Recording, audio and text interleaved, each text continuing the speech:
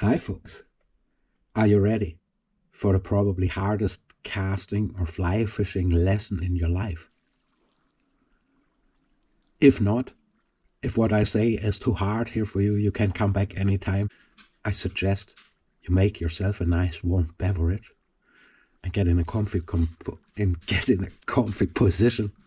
And I start this episode off with a joke first, a fly fishing joke.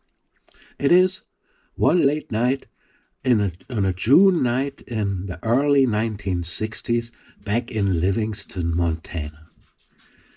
Joe and Wolf, Lee Wolf, Mel Krieger, Lefty Gray and Gary Borger were fly fishing the evening hatch and sitting around the fire after it, getting high like motherfishers on marijuana and mushrooms. And they were dancing around the fire having a crack, and suddenly Mel Krieger put his glass up in the air and said, "I know what we're going to do.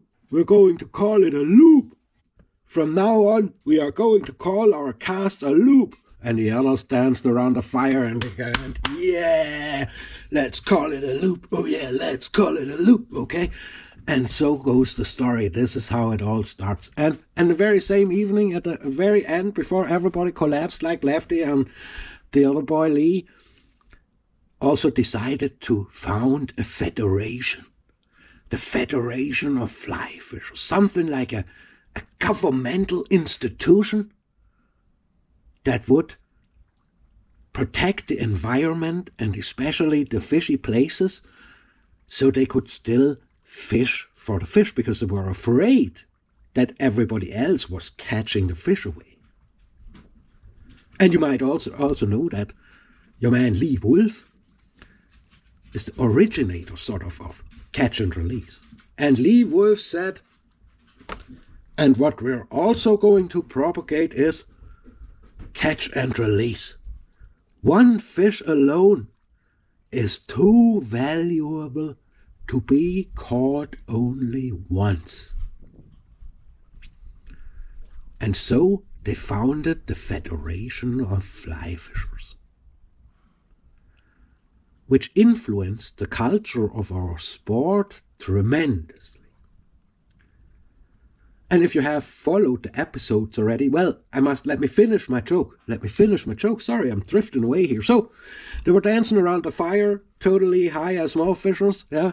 Decided to call it a loop, decided to found the Federation of Fly Fishers as a new governmental fly fishing institution.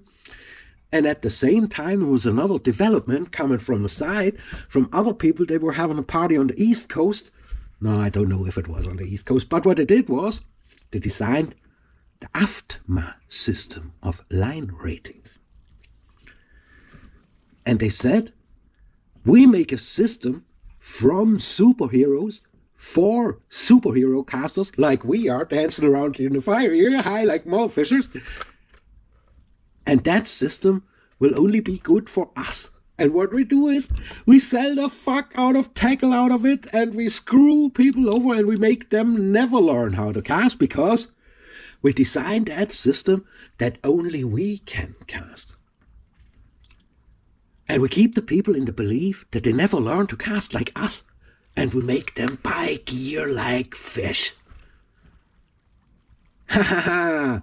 And we put the fish back so we catch them again, which makes it a real sustainable business if you think about it. So, and the point of that joke is that the fly fishers have commercialized the sustainability thought in its finest.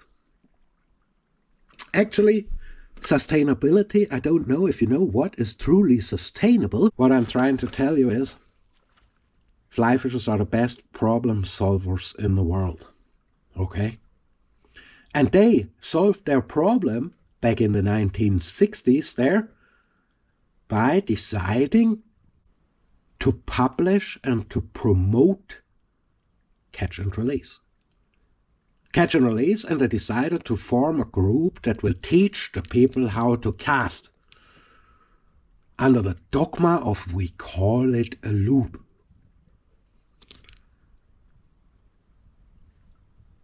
In 2019, a little shitty caster from Germany living in Ireland comes up with a little method back then still called Wave Spey. And the dude nearly breaks his mind over figuring out how that works, and that method works in an anti-fragile way.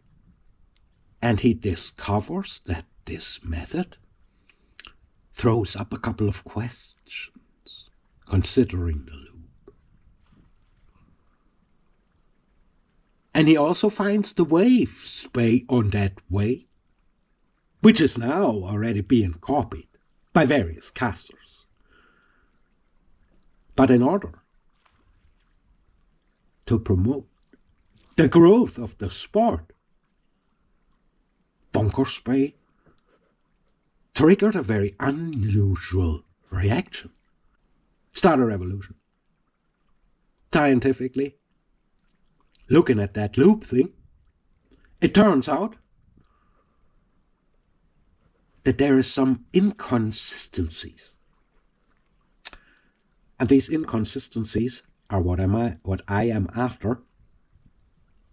And due to the fact that you got so romanticized and emotionalized with that loop thing, a lot of people have a problem with the casting because they can't attune to the system. How they could attune? If it was taught in waves, in vibrations. Because the Cool Caster 2019 already says it is better to look at casts like waves and not like loops. And it took another 5 years for the next instructor. Those loops, or these waves, are travelling from the rod tip towards the fly. To try to steal it. Try to steal the mighty wave concept from the Cool Caster. You can't even steal it from me. Because way back, way before the high dudes dancing around the fire in the 60s, there was a man, a gentleman in Scotland called Alexander Grant, putting up a record about casting for a solid 100 years, and he never used a loop for casting, but only vibrations. And this dude, was attuned to the system. That's why he could hold up that record for 100 years and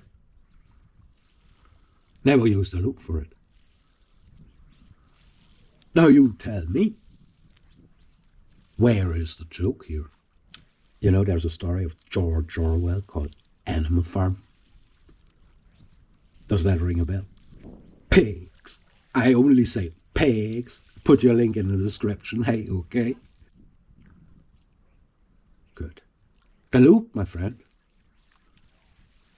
is a culty thing. The wave, my dear subscriber, is the thing you will develop on far quicker than on anything else. Because the loop is at its wrong place. And the loop has to be put back into the place where it belongs. That is the path of the rod tip and not the path of the line. But I explain you that in the next hardest fly casting lesson of your life. Okay? Please do not forget, we don't own the water owns us.